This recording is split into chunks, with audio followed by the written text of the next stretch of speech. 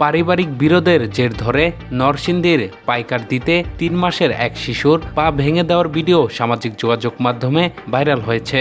তবে মূলত শিশুটির পা ভাঙেনি। এআই দিয়ে ভিডিও বানিয়ে সামাজিক যোগাযোগ মাধ্যমে বিষয়টি ভাইরাল করা হয়েছে বলে দাবি শিশুটির পরিবারের। খোঁজ নিয়ে জানা গেছে, নরসিংদী সদর উপজেলার আমদিয়া ইউনিয়নের পাইকদি এলাকার জহিরুল মিয়া ও সাইমা আক্তার দম্পতির ৩ মাসের সন্তানের নাম রিজিক। সন্তানটি জন্মের পরপরই নানা জটিলতার কারণে হাসপাতালে ভর্তি থাকতে হয়েছে।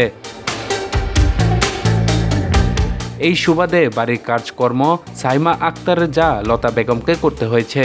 এই নিয়ে পারিবারিকভাবে তাদের মধ্যে মনোমালিন্য সৃষ্টি হয়। এর জের ধরে গত 11 জুন সাইমা আক্তারের যা লতা বেগম শিশুটির পায়ে মোচড় দেয়। সেই দৃশ্য সাইমা তার মোবাইলে ধারণ করে। পরে ওই ভিডিও এআই দিয়ে এডিট করে পা ভেঙে ফেলা হয়েছে বলে সামাজিক যোগাযোগ মাধ্যমে ছড়িয়ে দেয়। খবর পেয়ে মঙ্গলবার মাধবদী থানা পুলিশ শিশুটির পরিবারের কাছে যায় এবং খোঁজ খবর নেয়। সেখানে গিয়ে শিশুটির পা ভাঙা বা পায়ে প্লাস্টার করা কোনো চিহ্ন পায়নি।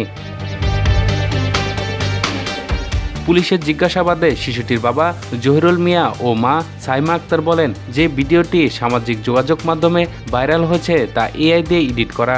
আমার সন্তানের কোনো পা ভাঙেনি, আপনারা নিজের চোখে দেখেন, তার পায়ে কোনো ব্যান্ডেজ বা প্লাস্টার নেই।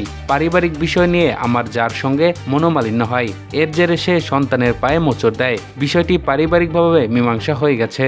মাধবদী থানার অফিসার ইনচার্জ মোহাম্মদ কামাল হোসেন বলেন, তারা এক পরিবারের সদস্য, একসঙ্গে ব্যবসা করেন, একসঙ্গে বসবাস করেন। সংসার কাজকর্ম নিয়ে তাদের সঙ্গে মনোমালিন্যের জেরে শিশুটির পায়ে মোচড় দেয়। পরে সেটা এআই দিয়ে এডিট করে সামাজিক যোগাযোগ মাধ্যমে ছড়িয়ে দেয়। শিশুটির পা ভাঙেনি, আমরা তাদের বাড়ি গিয়েছি, শিশুটিকে দেখেছি। এই বিষয়ে শিশুটির বাবা মা থানায় এসেছে, তাদের কোনো অভিযোগ নেই বলে আমাদের জানিয়েছে।